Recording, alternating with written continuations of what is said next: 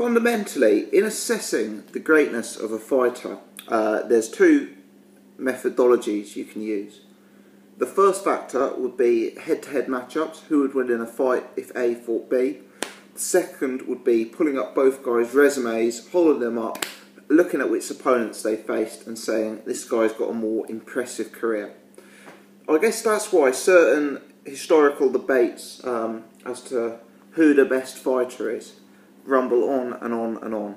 Calzaghe Frost, to my eye, Calzaghe looks like he would easily have the beating of Carl Frost in a head-to-head matchup. You could make a strong argument Frost has got a better resume over the course of a career. Muhammad Ali certainly has a far greater resume than Mike Tyson. Yet, how confident would you actually be that Muhammad Ali could deal with peak Mike Tyson when he was at his most dangerous? The list goes on, I'm not here to talk about those specific examples. What I am here to talk about is Alexander Povetkin. Now, in my eyes, head-to-head, Povetkin is very beatable. I think the blueprints on how to beat Povetkin are already there. Not only from the Vladimir Klitschko fight, but also from the Carlos Takam fight. To quote one of my YouTube heroes, Richard Dwyer, I think this is probably the second video in a row where I've quoted Dwyer, knockouts cause amnesia. And people forget in that fight that Carlos Takam was about level on the cards with Povetkin, going into I think it was the 10th round or the 9th round, where Povetkin got the stoppage. That went down as an excellent win for Alexander Povetkin. But how different could it have been if Takam hadn't faded? My point is, I believe that head-to-head, Povetkin can be beaten. He definitely brings certain attributes to the table. He's an athlete, he's got an excellent chin, he punches very, very, very hard. But fundamentally, head-to-head against the greats, is he too small? Head-to-head against the greats, can he be outboxed? Those are two questions that... I was looking at a list today of, on a boxing forum, the top 50 all-time great heavyweights. And some of the names that spring up when we start talking top 50 all-time great heavyweights, you'll see the names Chris Bird, Hasim Rahman, Ike Abuabachi, David Tua. The kind of names of fighters who are very, very, very good fighters, but some way below the sort of top of their generation, some way below the Mike Tyson, the Evander Holyfields, the Lennox Lewises of this world. And what I found interesting is that Povetkin isn't thrown into that mix, because whilst I say he's beatable head-to-head, and whilst based on size and boxing ability, I'd possibly be inclined in a close fight to lean to a Tyson Fury or a Vladimir Klitschko again, beating him. What I must say is, outside of Vladimir Klitschko, this guy's resume is far superior to anyone else active in the heavyweight division. To go through it, Chris Bird, Manuel Char, Marco Huck, Eddie Chambers, an ancient Hasim Rahman, Ruslan Chagayev, a highly underrated Mike Perez, Carlos Takam. The list of fighters Povetkin has beaten is really, really impressive, and put frankly, is far more impressive than Fury's resume, plus Wilder's resume, plus Stivern's resume, plus Bryant Jennings' resume. And most people would have those four as the four heavyweights just behind Klitschko and Povetkin.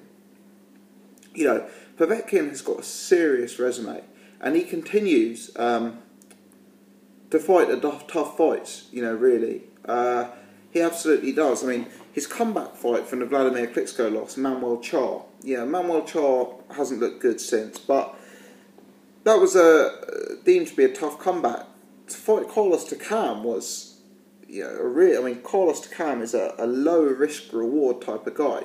And Mike Perez, I thought Perez could give him trouble that night. I thought Perez boxing skills, slickness could cause all sorts of bother. But Povetkin is really looking like an absolute wrecking machine at present. And his streak of tough opponents is set to continue, as it's been announced that his next fight will actually be against Mariusz Wach, who has only been beaten once, and is known effectively for having one of the best chins in boxing. The beating he took at the hand of Klitschko, but never lost his footing. Went the distance, fought on till the bitter end. I mean, Povetkin has a chance here to make a real statement by beating Mariusz Wach, and by beating him by knockout, because Povetkin looks like he is a pretty crazy puncher at the minute. The way he dispatched Mike Perez in one round, the way he's got that one punch knockout power. The way he took out Takam, Manuel Char, he can throw one shot, can be game over. And there are quite a few heavyweights who are known as power hitters who don't really have that ability. You compare Anthony Joshua to Povetkin. Anthony Joshua is deemed to be this massive heavyweight. What you'll notice is Joshua often finishes opponents by knocking them down 3 or 4 times. He'll often have the referee jump in to save an opponent. Whereas Povetkin is hitting someone and they're on the canvas, passed out. If he can do that to Mariusz Wach, what a statement that will be.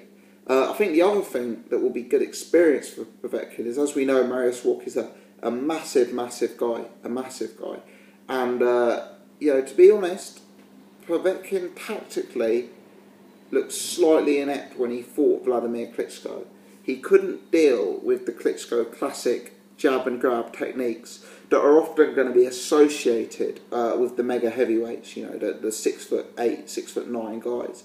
And if Povetkin does have ambition to get back in the ring with Klitschko to rematch him, if he's got ambition to take on the other top boys of the heavyweight division, the guys like Tyson Fury, the guys like Deontay Wilder, who are 6'8", 6'9", whatever, having that experience of fighting the taller men is very valuable.